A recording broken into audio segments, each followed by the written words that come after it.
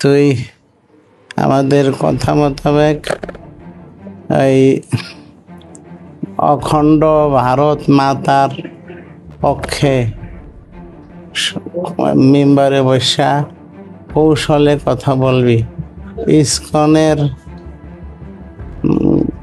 মহাপ্রভু চিন্ময় কৃষ্ণ মহাপ্রভুর জামিনের ব্যাপারে কৌশলে কথা বলবি।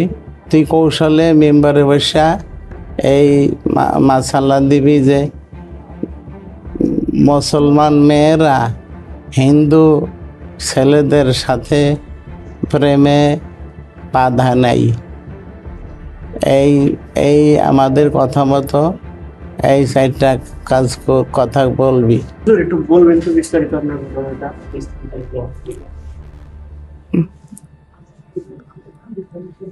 আমি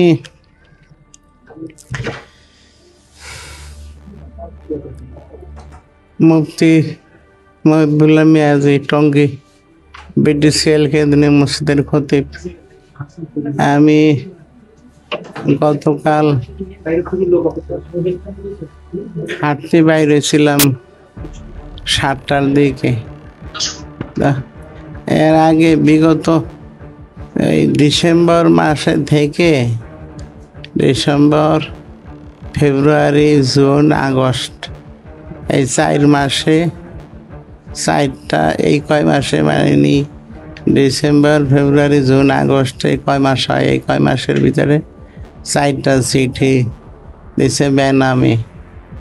মানে প্রথম চিঠিটা লেখছে আপনি করিয়া, এরপরে চিঠি লেখছে তুমি করিয়া, এরপরে লেখছে তুই করিয়া।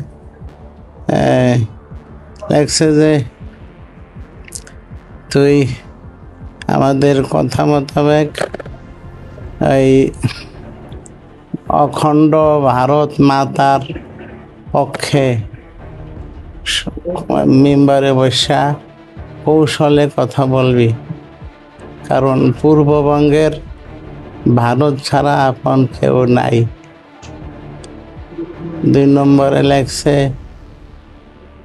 ইসকনের মহাপ্রভু চিন্ময় কৃষ্ণ মহাপ্রভুর জামিনের ব্যাপারে কৌশলে কথা বলবি। বলবি যে তাকে আটকে রাখা ঠিক হচ্ছে না। এরপরে 3 নম্বরে লেখছে হইল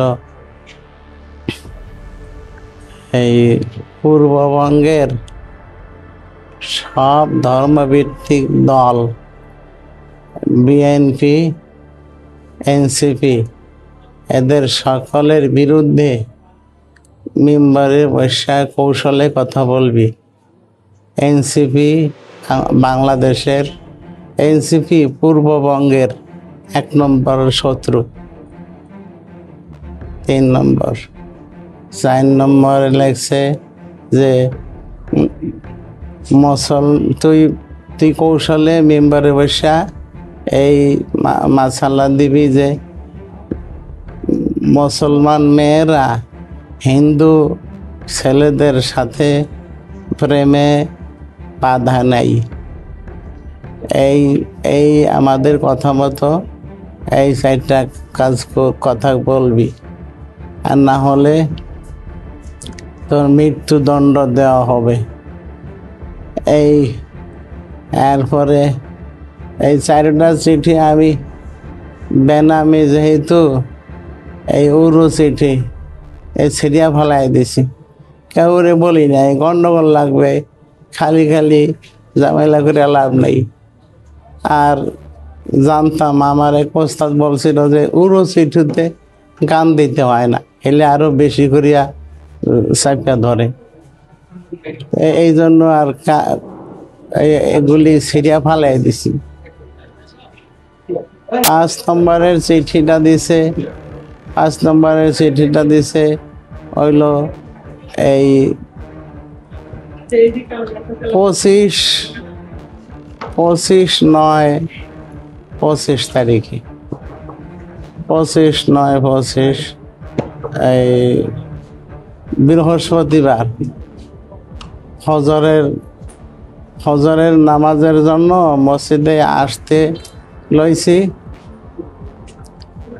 দেখি যে ঘরের আমার বারান্দার স্টিলের গেটটা বাইরে দিয়ে আটকানো, আমি খুলতে পারতেছি না। মহাজনের ফোন দিলাম যে আমার বাইর করে নাও, আমি তো বাইরে দিতে পারতেছি না। এরপরে মহাজনে আসলো, বাইরের টিনের গেটটা এটাও বন্ধ। এরপরে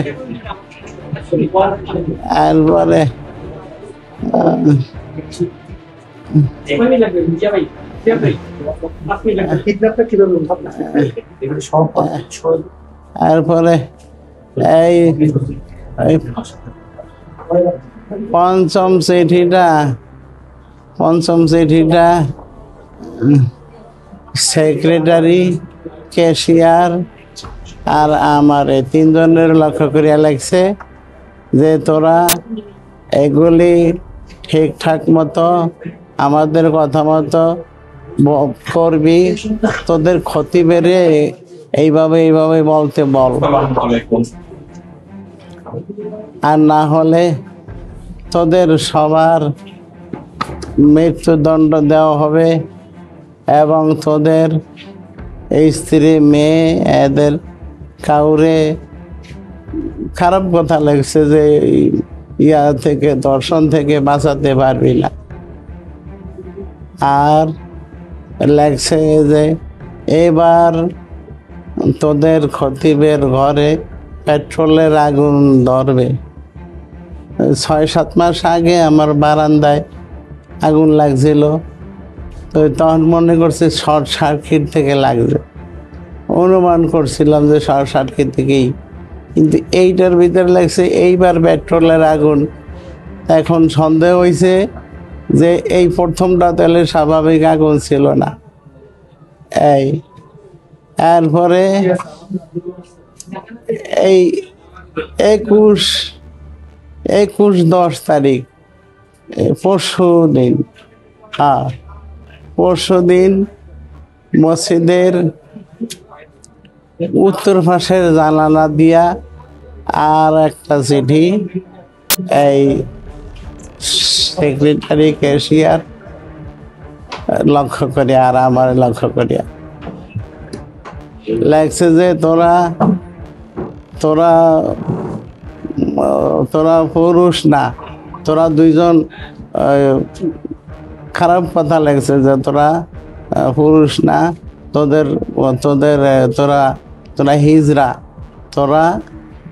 হিজরা লাগছে, আর কি জানি লাগছে যে তোদের ক্ষতি বেড়ে চাপ দিয়া এখনো রাজি করতে পারলি না, তাই তো তোরা এখন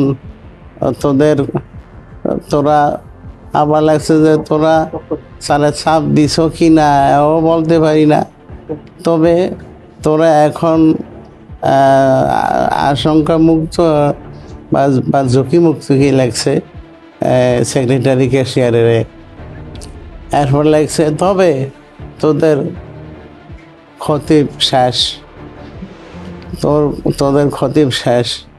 এইরকম আরো বহু মৌলবাদীদেরকে এইরকম ওই চিঠিগুলি লাগছে, এর ভিতরে লাগছে যে যদি কথা মানুষ তাহলে তোদের 3 জনকে 1 কোটি রুপি করে দেওয়া হবে।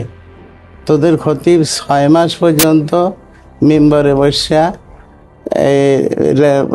রেগুলার বলতে থাকলে 6 মাস পরে 1 কোটি রুপি করে একজনকে দেওয়া নিশ্চিত করা হবে। আর যদি অমান্য করস তাইলে মানে আমাকে 3 জনের মেয়ে, স্ত্রী, এদের ব্যাপারে খুব খারাপ কথা লাগছে যে এদেরকে আমাদের হাত থেকে বাঁচাইতে পারবি না, তোদের মৃত্যুদণ্ড দেওয়া হবে।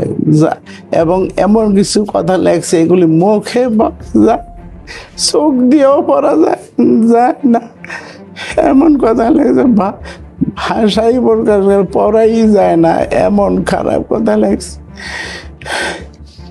এরপরে এই হইল পঞ্চম চিঠি। এই ষষ্ঠ চিঠিটা দিল এই 21 তারিখে, পরশু দিন। এই লাগছে যে তোদের এই মতো তোদের আমাদের এই আমাদের কান্ট্রি লেগছে, আমাদের কান্ট্রি সব মৌলবাদীকে সাহায্য করে না। হ্যাঁ, যাদের আমরা সামান্য স্বার্থের বিনিময়ে তাদেরকে কোটি রুপি সাহায্য করে থাকি। এমন কত মৌলবাদী আমাদের অফার গ্রহণ করছে, তোদের এই ইমাম নামের কুকুরটা এই অফার গ্রহণ করলো না, তবে ওর জীবন দিয়ে মূল্য দিবে। এরপরে আরো কি কি লাগছে মনে নেই। এরপরে তো আমি কালকে 7টার দিকে হাঁটতে বাইরেছি, আমাদের মাজু খান ব্রিজ পার হইয়া ওখানে আবার পরেই একটা অ্যাম্বুলেন্স এমনভাবে বাম দিকে চাপ দিয়া দাঁড়াইছে। আমি হাঁটতেছিলাম, সামনের দরজাটা খোলার সাথে সাথে এমনি একদম চাপিয়া খেলাইছে, কোনো রাস্তাই নাই, এখানে ব্লক করে ফেলাইছে। আর সাথে সাথে একটা কি যেন রুমাল না কাগজ না কি মুখে ধরছে, একজনে পিছু থেকে একজনে পিছনের দরজা খুলিয়া এমন জোরে থাপ্পড় দিছে 2-3টা। আমার এইখানে ব্রেন টিউমার অপারেশন হয়েছে এই ডাইন পাশে। এই অপারেশনের জায়গায় কান সহ কান বন্ধ হয়ে গেছে, কান দিয়ে কিছু শুনি না। আর আর দেখি যে এখন এই আঘাতের কারণে আর ওই কি জানি নাকের কাছে অক্সিজেনের মতো একটু গ্রান না কি জানি একটা গ্রান আইলো, আমি আর বলতে পারি না। শেষে এই চলতেই আছে, কালকে সারা দিন চলছে। আমি যখন একটু ভিতরে দিয়েই আমার চোখ বাঁধতে ফেলেছি কালো কাপড় দিয়া, আমি একটু এই ডাইন দিয়ে করে দেখা ধরছি, আবার প্রচন্ড থাপ্পড় দিয়া নাকের কাছে কি জানি, আবার আমি আর কিছু বলতে পারি না। শেষে কয়েক ঘন্টা পর পরই এরকম করে, আমি শেষে আর চেষ্টা করি না, দেই যে চেষ্টা করলে আমার মারে খালি, আমি আর চেষ্টা করি নাই। এরপরে এর ভিতরে চলতে যে আছে চেতনই নাই যে কই নেয় কি নেয় কি করে আমারে আমি জানি না। এরপরে এখানে আসার পরে এই গাড়িটা দাঁড় কিনে দাঁড়া করাইয়া আমার গাড়ি থেকে ফালাইয়া এরপরে গাড়িটার আড়ালে লইয়া গেছে। তারপরে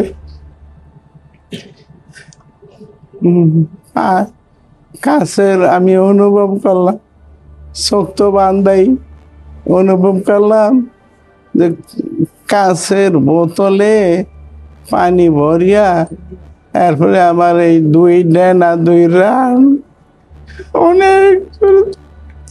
অনেকবার মারছে, আমার পেটে অনেক জোরে লাথি মারছে অনেকগুলো। এরপরে উপর করিয়া আমার কোমরের উপরে বাড়াইছে, আমার কোমরে অনেক ব্যথা।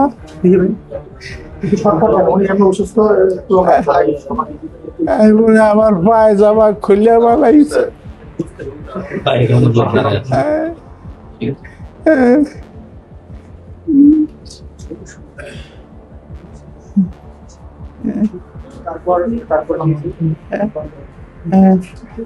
এরপরে আমারে উপর করিয়া আমার পায়জামা খুলে বলাইছে। তারপরে খুব খারাপ ইয়া করছে আমার সাথে, মুখে বলা যায় না এমন অবস্থা করছে। তারপরে এরা নিজেরাই ইয়া বাজে, এরা কইতেছে যে আর অল্প একটু আছে বর্ডার, আমরা চল ইন্ডিয়া নিয়ে যাই। কিন্তু 3 জনে বলছে যে না, আমরা এই ঝামেলা এনে নিতে চাই না, এই ঝামেলা এখানে নিতে চাই না, এনেই থাক। তারপরে আমারে রাস্তার উপরে আর সয়া দিয়া তারপরে চলে যাইতাছে। একটা লোক অনুমান করলাম যে বোধ হয় 40-45 হইতে পারে। কয় না না, বয়স্ক মানুষ আমরা যদ্দূর করছি এখন এইভাবে না। আমার যেইভাবে গাড়ি আসে আমি শুনতে পাই এত একটা গাড়ি তলে ভরে মরে যেতাম, কিন্তু আমার টান নিয়ে ওই লোকটায় একবারে কিনারে নিয়ে একবারে কিনারে নিয়ে দিয়েছে। আর বলছে আমাদের কথা মতো কাজ না করলে, আর বলছে যে অন্য না আলে ইমামের বলে দিবি।